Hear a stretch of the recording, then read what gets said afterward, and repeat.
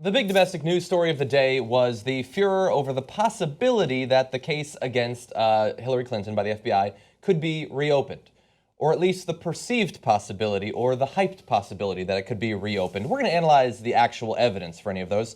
Now, this is just 11 days before the election, of course, which makes it particularly relevant. And it came about when FBI Director James Comey released this letter early in the day. There you see it being tweeted out by Jake Tapper. In previous congressional testimony, I refer to the fact that the Federal Bureau of Investigation has completed its investigation of former Secretary Clinton's personal email server. Due to recent developments, I am writing to supplement my previous testimony. That is an important point that we will return to. In connection with an unrelated case, which we now find out has to do with Anthony Weiner and his textual shenanigans, the FBI has learned of the existence of emails that appear to be pertinent to the investigation of Hillary Clinton. I'm writing to inform you that the investigative team briefed me on this yesterday, and I agreed that the FBI should take appropriate investigative steps designed to allow investigators to review the emails to determine whether they contain classified information, thus revealing that they don't know that they do yet, as well as to assess their importance to our investigation. Now, they can't yet assess whether or not this has any significance whatsoever, but I got news for him. By sending this letter, it does, and they don't know exactly how long the investigation will take. Seems like if it takes more than 11 days, that's going to be truly interesting in the end. But that's the letter that went out. Now, Jason Chaffetz, Jason in the House, sent out that, I believe, a tweet saying that the case against Hillary Clinton had been reopened. And based on that and little else, many outlets, normally extremely reputable outlets, including tech outlets that I follow, everybody was getting on this. The headlines were all, case has been reopened against Hillary Clinton, and we may have a competitive race on our hands again. But should we? Let's look over the evidence. Okay, so number one, yeah, John, you are right. The case is not, quote unquote, reopened. He didn't say that in his letter. That's not really how it works. Okay, but is it big for the election? I'm curious what your guys' opinion is, but I'm coming in hot and heavy here. Okay, one, I think it is enormously important to the election. I think James Comey just dropped a bomb in the middle of this election. I have significant doubts about James Comey, but let's put that aside. Let's just judge what he did in this case, and I find it to be unconscionable. You know, Yeah. So let me just set the table. Well, I can cover some of the facts that have been discovered if you'd like. Yeah, all right. Let's do the facts of what's been discovered. Yeah. Then I want to lay out why I think what Comey did is wrong under any and all circumstances, and some of which hurt Trump if he handled it wrong.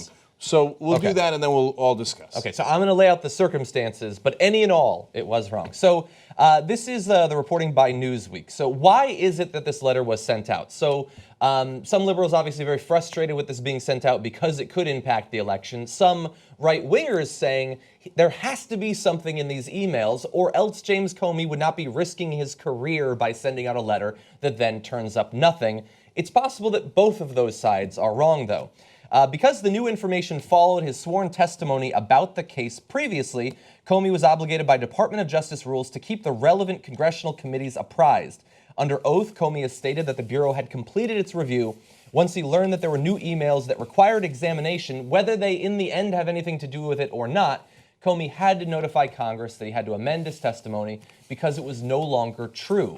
And so whether he wanted to send the letter or not, if you believe this line of reasoning, under the laws of the Department of Justice or the codes of the Department of Justice, he had to send it out. Now, in the wake of the letter being sent out, more information has been either revealed or leaked to the press, and so here are some things we know. The AP reported that the emails the FBI is investigating did not come from Clinton's private server.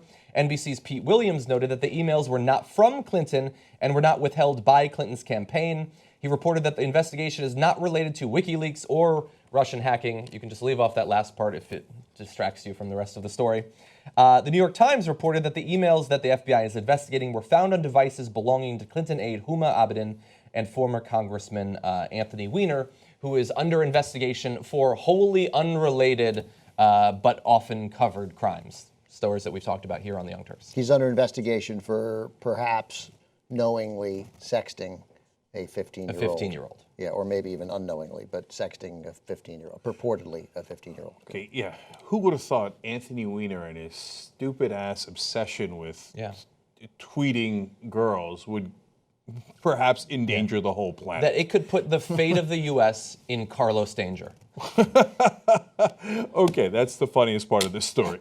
Okay, now, let's again review what Jonn said because it's super important. This was not on our private server, and it's not something she failed to turn over. Now, I guarantee you that is being misrepresented as we speak by the entire Trump campaign, every Republican out there, and every Facebook page related to a conservative as we speak. That is not what happened. And weren't from her or to her. Yeah. Okay. Yes, and we believe it's 3 emails out of previously investigated 30,000 emails. Now, those 3 emails could have proof that Hillary Clinton has personally murdered dozens of people. We don't know. Anything could come out of those emails. If she had murdered, Michael, I said this to Ben. If she had murdered anyone, wouldn't have. But this, I think, acquits her of every murder ever. She would have murdered Weiner. I mean, that might still happen. Could have avoided this whole problem. If the Clintons are really capable of going around murdering people, and they have, as many on the right and some morons on the left believe, then there is he would have been target number 1. Yes, exactly. Number 1. He would have had a heart attack while walking across the street. Why not kill Comey before he does this press release? Right. There's still time. We don't know. But anyway, I just want to make clear that anything could happen. And if something is revealed in the emails that is incredibly damning to her, we're going to cover it, probably on Facebook Live as soon as it's found out. We're simply reporting on what we actually know rather than merely speculating or applying what we would like to be true to the current facts. If anything breaks on this story, I am going to be all over it on Vine because I think that's the way I can reach the most people and I think have the biggest impact. Right, and boom, 6 seconds and you got it. All right, so 3 emails. What's James Comey doing? What are you doing? You can't throw a bombshell like this 11 days before an election. It's 3 emails. Read them.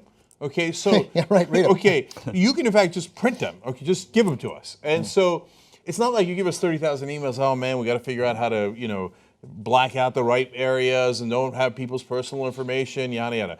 So there's 2 scenarios here.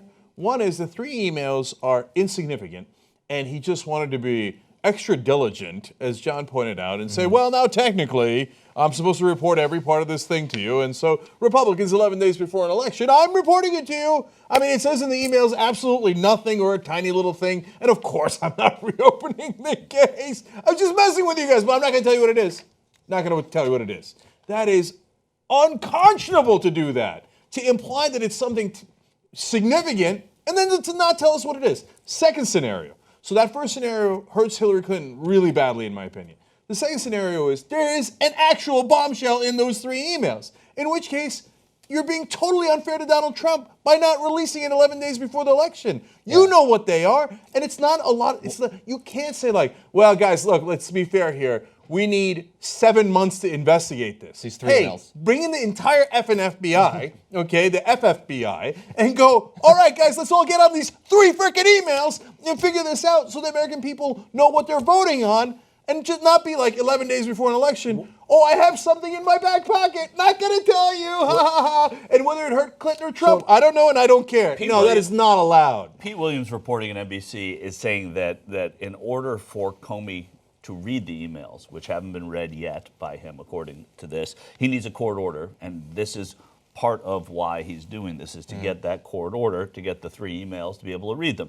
There was a laptop that was used by Weiner for his sexting, and on that laptop, Huma Abedin, Mrs. Anthony Weiner at the time, used that to email with Hillary Clinton, which is why some of the emails may be to Hillary Clinton.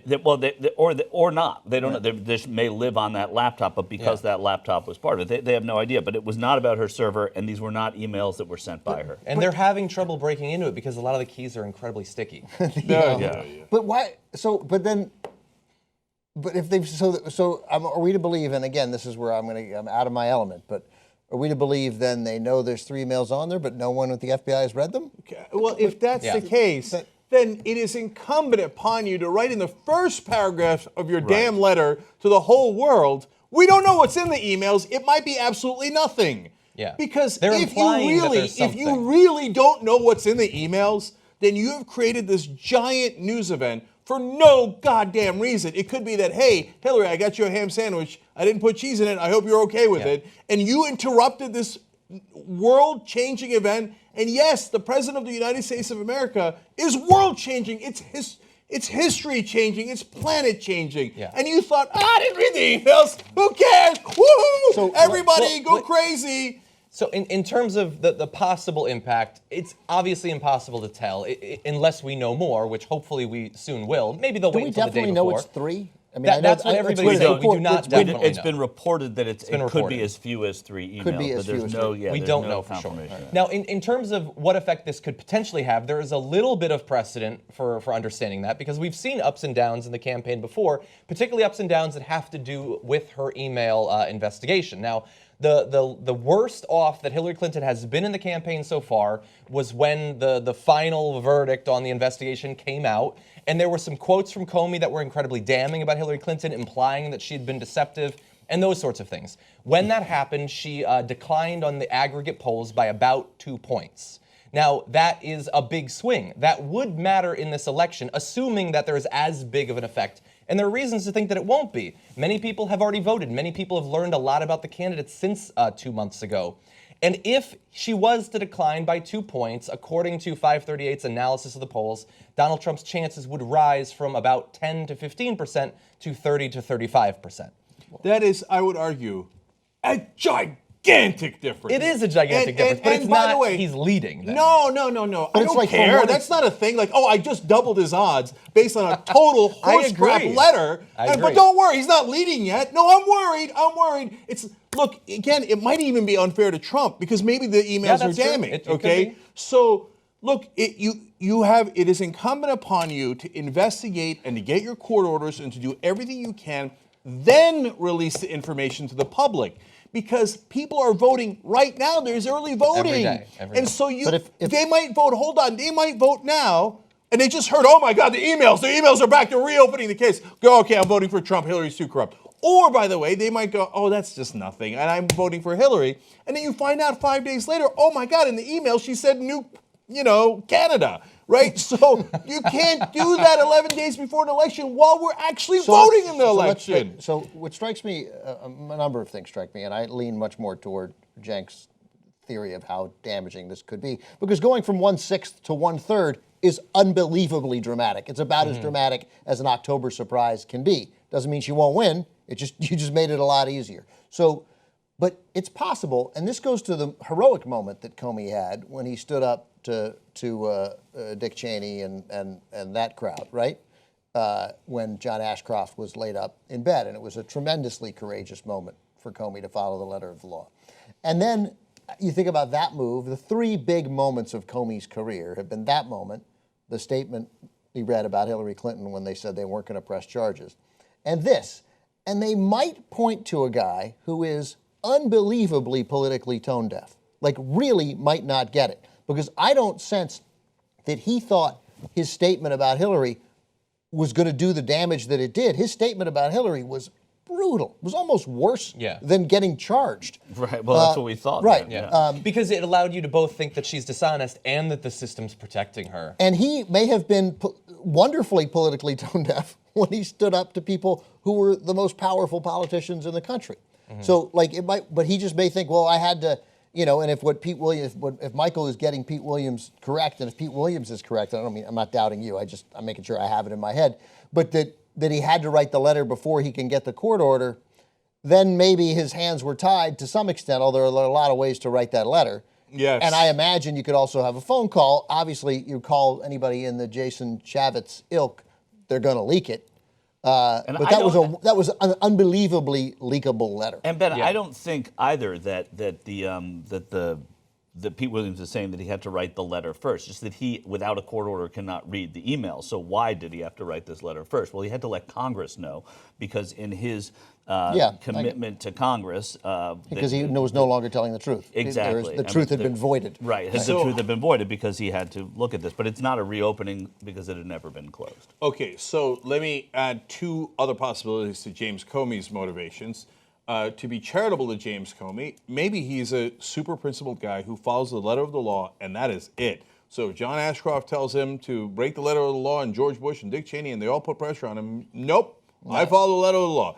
And Hillary Clinton was extremely careless, but according to the letter of the law, I cannot charge her. I won't charge her. Hey, according to the letter of the law, I'm supposed to submit a letter here as soon as I find out there's any kind of an email or somebody whispers something to me, I submit a letter. Like Yeah, literally, right. like you get the impression like he was getting ready to go to dinner and he was like, I just got to write this letter to Jason Chaffetz and Dianne Feinstein saying that I'm reopening the Hillary Clinton investigation. Then we'll go grab a bite, honey. Right. Yeah. You know? Okay. Yeah. So that is the charitable version. Now let me go to the uncharitable version. James Comey was the #2 guy under John Ashcroft in a deeply right-wing administration. James Comey is a massive, massive Republican. So because he's in the Obama administration doesn't make him a Democrat or a liberal. No, John Ashcroft thought, this is the second most conservative guy in the legal world. Let me have him as my right-hand man. Yeah. John Ashcroft, who covered statues up because he didn't want to see their breasts, picked this guy to be his #2. So if you were that guy and you actually were not politically tone deaf, but actually politically astute, how would you pulverize the Democrats? Yeah. Hey, man, my investigation is not yet done in that primary. One guy's got a 10-point lead over the other woman running against the Republican thing. But hey, I'm not done yet. I'm not. Oh, your primary's over? Now I'm done. Okay, Hillary Clinton, these are all the things you did. Terrible, terrible, terrible. I'm not charging you because, hey, you know what? I actually can't charge her. That would actually jeopardize my career. But I can torpedo her politically. But wait, I'm not done yet. 11 days before an election. Oh, look at this. Oh, I don't know what's in the emails, but everybody, here you go. Speculate all you want. Yeah. There are secret emails of Hillary Clinton, and the investigation isn't over. Yeah. Now, I don't know that he did that, but if you were that guy, this is almost exactly how you would play it. Yeah. You know who makes independent media possible? You guys. Because of you, we can actually do this show free of any outside influence. That's what makes us so strong. Become a member today. tytnetwork.com/join. You are the media.